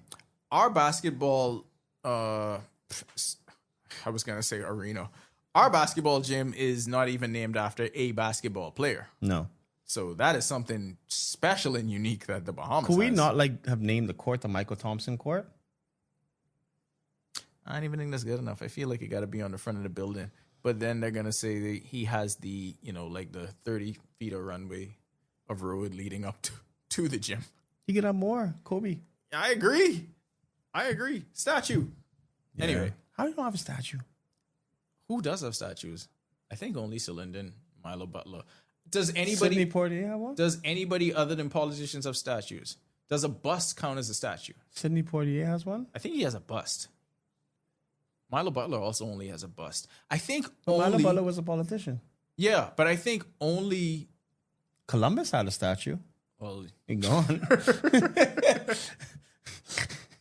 That was one of the funniest viral moments in Bahamian history. I think, does anybody else have a full body statue other than Sir Lyndon Bindling? I think it's only him. Who's going to be the second one? Why are we so bad at statues? We really got to Okay, VJ got to get a statue. And Bimini for sure. They got to just name the Bimini airport after VJ. Yeah. The VJ Edgecombe. I'll rename Bimini after him. Oh, name one island V and the other one J. Yeah. This is the V island. This is the J island. It makes perfect sense. It makes perfect sense. Oh, Queen Elizabeth has one sitting down. Victoria. Yeah. Why do we have Victoria. all these colonial, like... Well, you know why, John. I mean, I know why. You want me to open my third eye? And all I saying educate is, the people, my brother. All I'm saying understand what colonialism has done to us and your continues boy have to one do too to us. at British Colonial. What's Rogers? What's Rogers still got? We still got a statue of pirates, and we don't have statues of Bahamian athletes. I'm sorry, a privateer or whatever he was. He still has a statue from the 16 or 1700s, whatever that was. Why do we still have that? They got statues on the water. Anyway, Jazz and VJ should have statues. We got sidetracked. What we was talking about? Yes. This is a very important topic. Who all should have statues? Who all should have statues? Everyone can't just have a statue now. No, we're not giving everyone. Mount Rushmore statues are also very limited. Yeah, they got to be limited. But also, why we don't have these people in the Walk of Fame, another Walk of Fame, the Hall of Champions in the airport? I can't tell you the last time I checked that. They could have updated it, and I just have no idea. I walk by there and it's the same. You check it? Yeah, I always check it. Who's the last person they put up there? Shawnee and Stevie. Nobody posts Shawnee and Stevie? Nobody. That's crazy to you, boy. info@10ys.com and tell us who should be on. Who should be on it? Who should be on? But I mean, they would have to stretch that so far. I don't think they thought that went through. Or maybe they should say the continuation of that is the walk of No, fame by the because stadium. you cannot tell me Buddy don't deserve to be there after being Player of the Year in America in college. DeAndre, number 1 pick. I don't even think Michael Thompson's on that. Is he there? I don't know. I can't tell you the last time I looked at that, honestly. I Hall can't. I of- honestly don't remember. And he win championships too. Two. But thinking of like, and we saw Buddy's jersey get retired by Oklahoma. Don't wait until these other people. Oh no, they definitely go wait. Don't wait until these other people honor our people for us to do it properly. Because that also had me thinking. There's so many different ways to honor, right? You have the portraits, then you have our fictional Mount Rushmore jersey retirements, right? We don't do enough jersey retirements here because whatever jersey Buddy wore when he was playing at Jack Hayward should never be worn again. Exactly. Like that should be retired. C.R. Walker should definitely retire whatever jersey Tum Tum used to wear. So on and so forth. But even if you don't retire it, so this is where I feel, and I've always said it, and this is a part of my rant with it. Don't forget, we got to go back to Griff to swimming at Yeah. right? We'll get back to Great Swimming. We got plenty of time. What a sec. Yeah, plenty of time. So why do we not have a number 43 in the rafters in Kendall Isaacs? Why do we not have like an area where anyone who's played in the NBA to show them that like these are the people that have played in the league? Like my thing is, I feel like when we go through World Cup qualifiers, we should put up banners of the events that we've been a part of. And it's very easy to get everyone's name who's participated in it and put it in there because you want to keep a legacy. Like some people might come and say, oh, to the kid, oh, look, see, this is my name right here on XYZ. Like it's little things like that, to little tokens to be like, oh, yeah, we got it. But it's almost as if we should do this in all of our major sporting facilities. It's almost as if you should walk into the Andre Rogers National Stadium and learn about jazz. There's no reason why when you walk in the Kendall Isaacs, we shouldn't have Buddy playing in the Bahamas uniform type thing and moments throughout the stadium. Info at 10ys.com and we could work something out. Because we have the content. Info at 10ys.com. We have the photos. We have the high quality photos. Even at the track, like when you go to the offices, you should have pictures. Like when we walk into arenas in the States, we see the concerts they have. We see everything they do. Because then they'll be like, this is the time when, for example, Kobe scored his 81 points. This is a jump shot of him during that game. The time right? when Bam scored 83. Yeah. They ain't got that picture up yet. They can put that up soon. I bet they do. But they probably do. But it's things like that where we should be able, as fans, walk into a stadium and see history going out. Like Thomas A. Robinson Stadium, you could, on the 6 of them that we have, you could honestly go with the war relay stuff, pictures, and have them around and put little captions saying, this is when the Bahamas qualified. This is the national record of the time. BAISS track and field. This is the start of the career of XYZ athlete. Bingo right there. Because a big part of our problem is actually documenting future legends. That's what we don't do You enough could go of. with a swimming complex saying this is one career for the championship, 2. You could put the pictures of the teams. Yeah, of who won. hey, remember when we won the first one when we thought it was an unattainable feat? You should put banners up of when you win. You should say Carifta champions. This year, one banner. Next year, another banner. This year, Why are we so bad at commemorating history? because we don't care. We don't care enough. Like, I'm listening to all of this, and these are typical things that we have been seeing literally all of our lives everywhere else, and we don't do it here, and we just have, like, the one walk of fame. Yeah. Just like if we would have made the Olympics, there should be a banner in the Kendall Isaacs saying we made it. Shoot, there should be a banner saying that we won the pre-Olympic qualifiers to get to the, and then a banner saying that we participated. Because the thing is, as a country right now, the success we have, cool. There's a lot of sports with success, right? But we need to show people when they walk in, like, so when a college team walks in the Kendall Isaacs, right? You could have Thompson, you can have Ian Lockhart, Dexter Cambridge. You could have those things. Because people don't know. Then you could say World Cup qualifying. Fox. Yeah, Rick Fox. World Cup qualifying here. pre-Olympic Pre-Olympic qualifying champions here, right? Olympic qualifying tournament. So then people could just say, man, no, they've really put CBC gold medal. Because they'll look up at that and they'll know, oh, I didn't know so and so was Bahamian. I didn't know so and so was a part of this. That's a big deal. Because I tell the story all the time when I had a friend when I was in Kentucky, and they assumed that we had Michael Thompson statue. They assumed that he was like the biggest thing in the world over here because this is someone that knows basketball. This is where I'm going to go back to when Nicholas Massou came in. Meanwhile, this was a top 10 tennis player in the world at the time. 2-time gold medalist, doubles and single, the first person to ever do it. He asked me about Mark Knowles. And he said... Probably thinking you driving on Mark Knowles Avenue or something. He's there saying, man, Mark Knowles must have the world here. And I'm like, you are wildly incorrect. And he said, what? It's like, they didn't name anything after him. There's like one picture of him inside the National Tennis Center, I think. If it's still there, he might be in the Hall of Champions. No, I'm pretty sure he is. But this is an international person from Chile saying, "Where's the Mark Knowles stuff?" But it's always other people that appreciate. Well, you said that when you went to the World Baseball Classic. They think Bahamian baseball is amazing. Like the way they look at Bahamian coaches and Bahamian players, they cannot believe what comes out of this small country that does not have the type of baseball infrastructure that other places have. Nope. But we could do that across the board. But you sit here and you listen to this and then you realize we are some of the worst at documenting all of this stuff. But this is how history gets lost. So you can't blame newer generations for not knowing and not understanding where they are because it's just not there. Which is a big part of the reason why we decide to even do what we have been doing in the first place. But I wish we had access and privy to more information. But that's what it is. It's just information. These people, like, when we travel, right? I'm not saying that people here don't lotion because people here lotion. But it's like we're in Argentina, small little Bahamas. Everyone line up to get autographs. Everyone's trying to see Bahamas play. We just have to recognize that these are great moments yes, you may not get to the ultimate goal, but there's still big moments. You've achieved stuff that you never achieved before in your lives.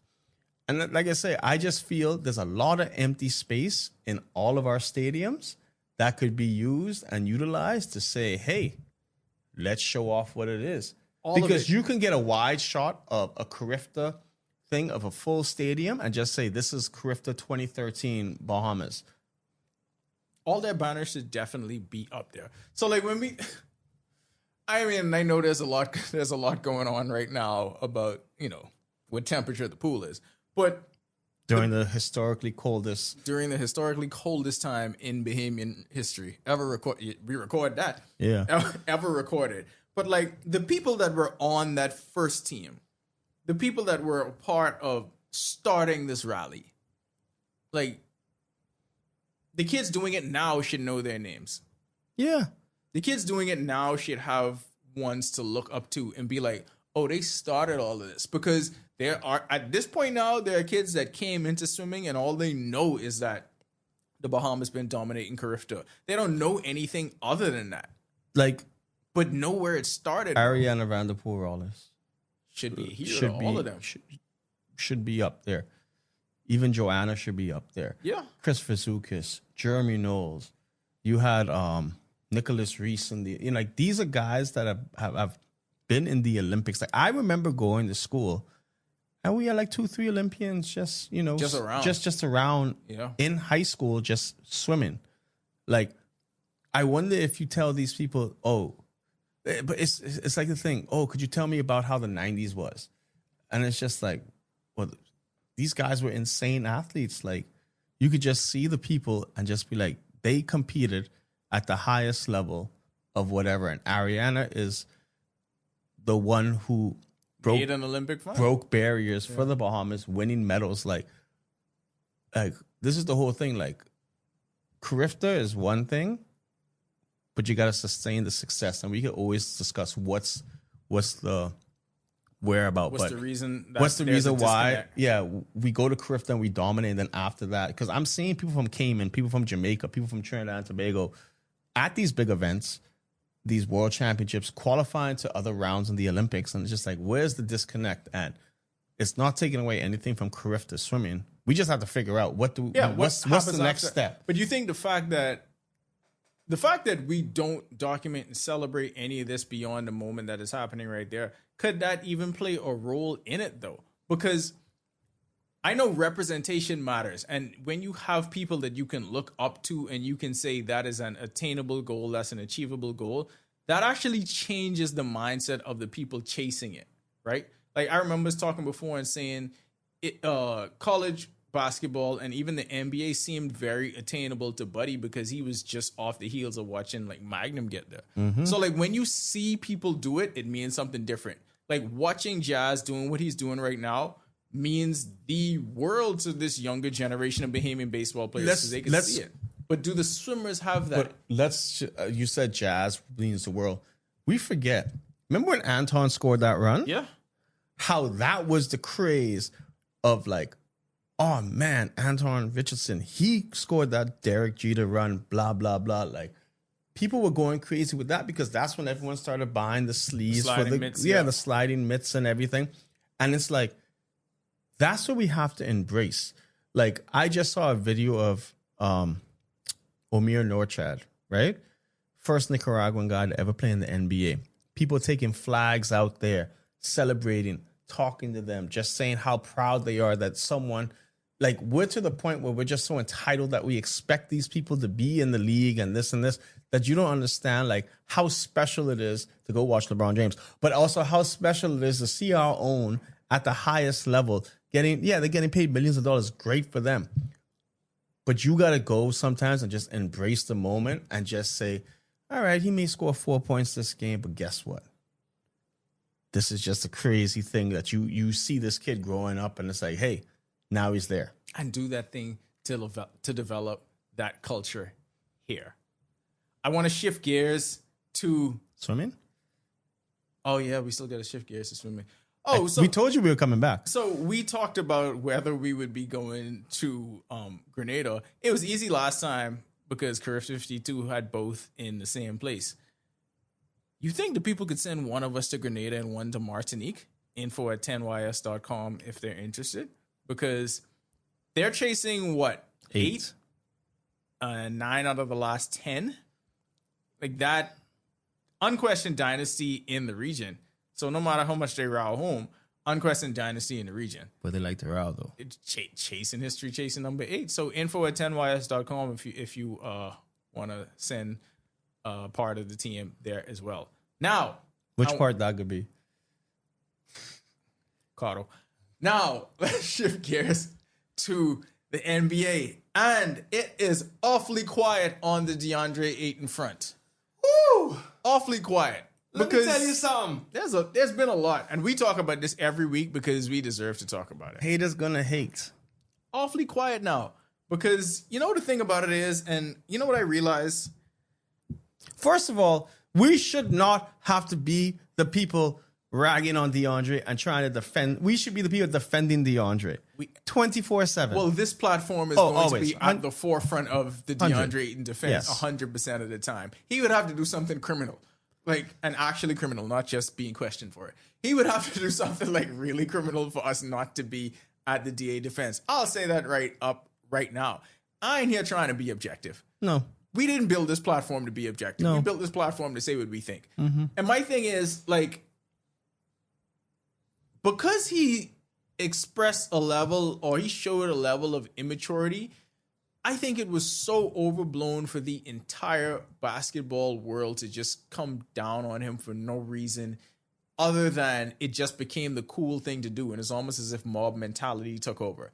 And that's what I always see happening with this. And taking it back to the beginning of the show, which seems like 2 years ago, basketball discourse and sports discourse on social media is an extremely toxic thing. Yeah. And athletes suffer for it. and you don't realize the real human cost in this because you don't realize what these people have to go through. I saw it first time. I saw it on Jazz face and on Jazz shoulders at the World Baseball Classic because everyone was like, "Oh, he said this and he said that." And What you want him to say? And Great Britain's losing. Like, We want him to say, "I come in to lose." but this is what happens to all these athletes, and you got to carry that weight. So take that, right? And think about what DeAndre has been carrying over the last few weeks, where you couldn't turn on a TV or turn on a laptop or go on your phone without seeing something negative about him. But yet still going out there and getting the job done and actually playing even better. Was he immature in the way he approached it? We went over that. Yeah, but at the same time, so was everybody in the way that they were covering it. Mm-hmm. But now that you see a couple double-doubles, and now Ooh. you see the Lakers win 7 games in a row, 7 out of their last 8. Very quiet. I really feel like, all right, plenty casuals out there in this life, right? Oh, a whole lot of casuals. Well, social media makes it easy because you don't actually have to know. It's different for us because we actually cover him and know him. Plenty casuals in this life. If y'all think Jackson Hayes is the answer. Wait, I ain't even going over that Jackson Hayes stuff. No. No more, I have to. I got to. We have gone over that ad nauseum. Like, he don't deserve to be in the same discussion as DeAndre. And I'm sorry. No, he doesn't. Because look at the difference. And remember, this is what people, they get mildly confused when it comes to basketball. Yes, points look good. Yes, rebounds look good. They like dunks, boy. But you know what also looks good? That plus minus. What are you producing while you're on the court, right? And when DeAndre's on the court, the Lakers are a better team. The Lakers are running a better offense because you know what? You have to respect the jump shot DeAndre has. Respect his offensive game. And people got to realize DeAndre Ayton is a large human being. I think they just like dunks. I'll never forget in Argentina when we were playing Cuba that first game, right? The Cuban guy do the crossover. I don't know which one it was. Crossover, ready to go. And then when he gets to the paint against Aiden, he just threw the ball straight up because that was the only option he had. And it's just like, it won't come up on the stat sheet sometimes, but there are ways to affect the game. I will say it like this. If you are a Laker fan, and there's this weird, such a strange thing happening with Laker fans, but this is going to sound strange for me to say it. There are people that are Laker fans and like the Lakers and actually root against the Lakers because they don't like LeBron James. That's not strange. That's because they feel like him breathing air is somehow discrediting the legacy of Kobe Bryant. Anyway, it's a cult. We don't have to. You talking about Marlon? Just people in general. There's so many of these people. I think he's the ringleader. That are a big part of the cult. And I even saw the cult turn their gaze toward DA and don't understand that this team does not make it out of the first round of the playoffs without DeAndre Ayton. Like that's a real thing that happened. When they got dominated by the Minnesota Timberwolves last year, and Jackson Hayes was on that How much team, rebounds Rudy had? Rudy went for 20 and 20 in the closeout game. And as a direct result, they sought out a player like DeAndre Ayton. So when the bad games come, let's just keep this same energy, please, because to take someone at their worst moment and try to extrapolate that and project that this is who that person is completely unfair. And even if they do it, we ain't gonna do it to our own. No. Forget that. Just like I hate the Atlanta Hawks. I hate the Hawks so much. And you know what? As much as I like those Magic City hoodies that they made, I'm glad their Magic City got canceled. Oh, we should find a way to get. I wonder if we message Buddy and They say, should still sell them. I think we should go to Buddy and say, Buddy, you can't like get us a couple of them. Okay, let's try it. Let's try it. I can find But out. I'm happy that their Magic City night got canceled because they don't deserve happiness, right? For somebody that has done things the right way in the NBA for the duration of his entire career, for somebody that gets all the praise heaped on them about being a great locker room guy, being the hardest worker in the room, unproblematic, Being a great teammate takes you so far. you have never heard a negative word about Buddy in this league, and that buys you nothing because you could just go to a team and get completely buried, and names that you have never heard and will never hear again will play over you just because you don't fit into their plans.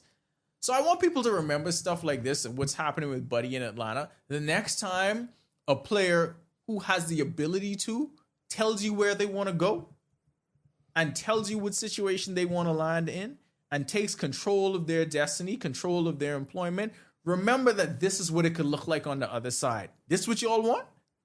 This is what they want. Buddy has played a total of 7 minutes for the Atlanta Hawks in I don't even know how much games it is. Look at that All-Star Hawks break. jersey. It exists. Exclusive. I gotta ask him for one though. I can say, can I get your He could Hawks be a jersey? Hawks legend like Rasheed Wallace Yeah. and Carmelo, who've been there for a pit stop before they got I'm traded gonna say, buddy. At the end of the day, can I have one of your Hawks jerseys? Because I feel like that's going to be the jersey when people look at it and say, "Hold on, you play for the When Hawks?" did that happen? But it really, honestly, like watching him having to go through this really makes me think about the entire player empowerment thing and how so many people are against it. And it's always older crowds. So many of them are against it because they are not accustomed to people really maybe in any form of employment getting to dictate what they do. But the opposing side of that, you could get buried like Buddy, or you could get buried like Jonathan Kuminga did. And it probably happens to so many other athletes that we don't hear about. But this is how we're going to go back to how important info at 10ys.com Info at is. 10ys.com. The importance of it, right? Let's be real. While Buddy was playing for a team out of the Golden State Warriors, we made a conscious decision to say, hey, when VJ got drafted, this is the weekend that we're looking at because DA was playing there, all that, right? Yep. And this is the disheartening part. When you reach out to people in Core Bahamas, they don't care. They don't understand how important it is. You know, They when understand they get it, after they see a photo. after they see it. Meanwhile, and when someone else tells them it's important, right? When Yeah. the NBA latches onto it, then you realize how important it is. But you know who knew how important it was from jump? Info at 10ys.com. Info at 10ys.com. So we made the conscious decision and we said, all right, we're going to have to go spend our own money, right? To get there, to give the Bahamian people, to show them what they can't miss out, right? Look at us just doing more community service again. Info at 10ys.com. More community service. So when we do reach out to said companies, don't just brush us off. Hear it out. See what it read is. them emails. Because guess what? Y'all still taking the photos that I take and try to post it in every WhatsApp group and all that and say, oh, look how great this is. Now, imagine if WhatsApp was popping for y'all and everyone was seeing y'all logo attached to it. But Think about the he does reach. not look happy in that picture. Why would he be? Info at 10ys.com. Info at once again. 10ys.com. Why would he be happy? We talking some college hoops before we get out of here? Okay, so So 2 big teams made the tournament. I was going to go NIT No, first. no, Okay, let's go. We're talking about the big show first. We're like soca artists. We come out shooting the threes. 2 big teams. NIT is As big. many people NIT is big this as, year. yeah, as many people may not realize. Yep. I haven't been on the show, on the broadcast for a minute since now I was in Houston, right? But you know what has been on the set? This UCF hat. Yep. Because I knew. You put it there to give them some good juju. That was before Kansas? The Kansas No, win? that was after. So after Kansas win, you was like, hey, we may have something cooking here. So anyways, Let me put this up. I put the hat out there, right? Mhm. My hot take is we're making the Elite Eight. UCF Bold is making statement. the I wish we Elite had Eight. something on the soundboard there. Bold statement. I mean, this is the time. This is the time for it, right? This is the time of year. March Madness. This is always a favorite time of year for really all sports fans. Actually, for anyone interested in sports betting as well. That's why it's such a big deal. But filling out the brackets, watching the brackets get busted, and for us as alumni of teams that are in this thing. I mean, I pick Kentucky to win every year. Yeah. Whether I think they're good, there have been legitimate years where I thought we were going to win and I expected us to win. Like that year you got cheated. Boy, y'all got cheated. Oh, what are we talking about? That's wild.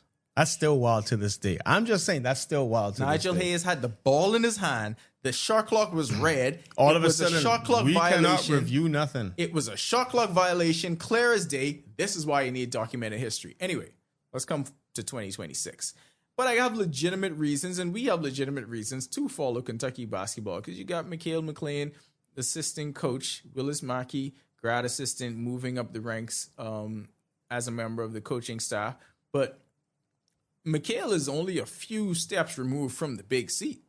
Like, that is a huge deal at a program like Kentucky. And I ain't even just saying that because it's my school. The reality of what it is. Winningest program in college basketball. It's just like if you're a grad assistant at Kentucky, you're one step away from being an assistant coach on the staff. Yeah. Like, that's just the reality. That's why that job is so coveted, because everyone knows that you almost, when job openings come up, your name goes to the top. That's like graduating from Harvard, I guess. It in the basketball world, it's like going to SAC in the Bahamas. Yes, that's what it is. But the big show this year for the NCAA tournament in terms of Bahamian fandom, it has to be Coach Yo and Ole Miss, right? Yeah, this potentially is a real Final Four team. 5th consecutive year, the gauntlet of having to run through that SEC, man. 5th consecutive tournament appearance for Coach Yo, and the reason why she has this job, I feel, or a big part of it, is because of what she did getting Jacksonville to the tournament when she was there. Shout out to Jacksonville for making it again. And built this program here where Ole Miss is no longer an afterthought in the SEC. 5th consecutive tournament appearance, has gone to 2 Sweet 16s. I don't know. And we got to keep saying things like this because I don't even know how many Bahamians think about that accomplishment and how crazy difficult that is that she is able to get that done. So here's the thing. I'm looking at the bracket now. Everyone, well, not everyone, but what I expect is Ole Miss to get to the Elite Eight, beat Minnesota, beat Gonzaga. It's a UCLA matchup. UCLA is a 1 seed for a reason. Yeah. If they get past that, you look at the other side of the bracket, right? No, a part of, listen, you're not going to make a run in the tournament unless you become a giant killer. That's what it is. But you're looking at, that's Elite Eight where they would have to play them.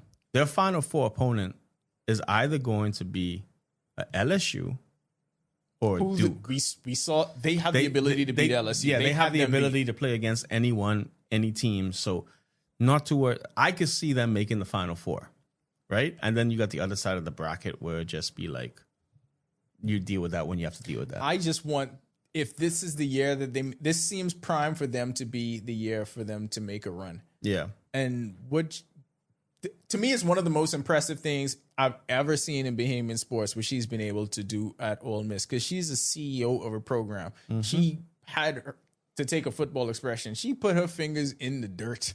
Yeah. She was playing, and she brought this thing all the way from the ground floor. Yeah. And to watch what they've become, to see the games that they were in this year, to see that every year they're beating ranked teams. And I think you're right. The icing on the cake is for them to get beyond that Sweet 16 barrier because they've experienced it 2 years in a row. And this is just a couple years removed from us being the only people in Freeport looking for a dive bar to go watch them play that first year she took Ole Miss to the tournament. Man. And people not even recognizing. Not even caring. Like, it's... Yeah. Like, we were asking, hey, the Ole Miss game on? And we're like, what Ole Miss game? And a few years later, this is one of the most sought-after coaches in college basketball. She was on with Stephen A. Smith. You see her on with ESPN all the time.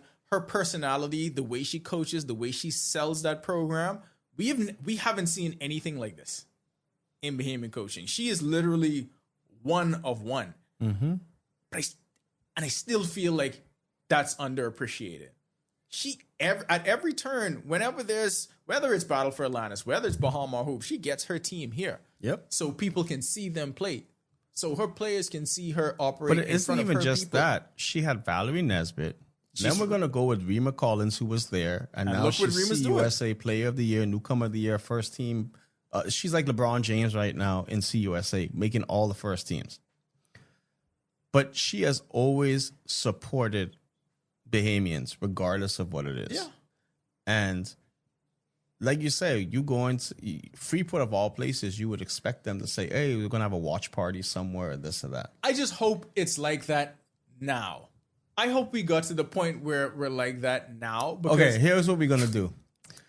We're going to message Dave and tell Dave on game day. Megan working in Freeport. We can send her and Dave. Yeah, and interview people about Coach Yo and see. I'm actually, you know what? Thank you for this because I'm actually going to ask her to do this. Yeah, no, this is a real thing that's gonna happen. We're gonna have this story. Sometimes you know, we're journalists here. We know what the story Sometimes. is. Don't expect a lot of it because No.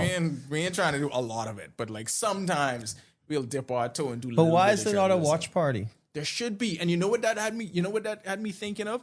There was so many watch parties for people to watch Great Britain at the WBC. And think about the time that they had to do that. The time difference. Those people. They were trying to have watch party with VJ at the All-Star game. I mean, doing it for Coach Yo. This is what I mean. Like, everyone else knows and appreciates how special this woman is, and she is lauded and heralded at every step. But if we don't do it, we gotta appreciate our own before, like I say, other people appreciate us more than it's wild. That's why Kaizen Dorset has 2 passports. That'll do it for this episode of The Accredited. Feels good to be back. And if you want us to stay, you know where to hit us up. info@10ys.com. All questions, concerns, become a part of the universe.